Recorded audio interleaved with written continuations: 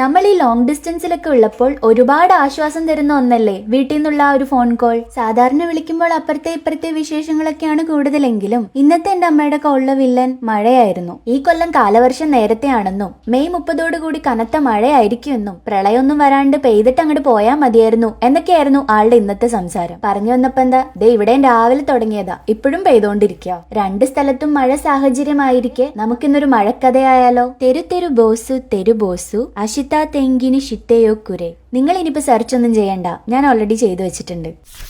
മഴയൊക്കെ ഇങ്ങനെ തകർത്ത് പെയ്യുമ്പോൾ പിറ്റേന്ന് നമുക്ക് എന്തെങ്കിലും ഒരു അത്യാവശ്യം ഉണ്ട്, ലൈക്ക് ഒരു ഔട്ടിങ്ങോ പിക്നിക്കോ അങ്ങനെയൊക്കെ ഉണ്ടെങ്കിൽ ജപ്പാൻകാര് തുണി വെച്ചിട്ടോ അല്ലെങ്കിൽ ടിഷ്യൂ പേപ്പർ വെച്ചിട്ടോ ഇങ്ങനത്തെ തെരു തെരു ബോസ് പാവകളെ ഉണ്ടാക്കി വിൻഡോ സൈഡിൽ തൂക്കിയിടും. ഇങ്ങനെ ഇട്ടാൽ മഴ മാറിയിട്ട് നല്ല വെതർ ആവും എന്നാണ് ഇവരുടെ വിശ്വാസം. ടെക്നോളജിയിൽ മാത്രമല്ല അന്ധവിശ്വാസത്തിലും ജപ്പാൻകാര് മുൻപന്തിയിൽ തന്നെ ഉണ്ട്. എന്തായാലും സൂക്ഷിച്ചു വെച്ചേക്കാം. മഴ ഇങ്ങനെ പെയ്തോണ്ടേ ഇരിക്കുമ്പോ എന്തെങ്കിലും ഒരു അത്യാവശ്യം വന്നാ ഒന്ന് പരീക്ഷിച്ച് നോക്കാലോ.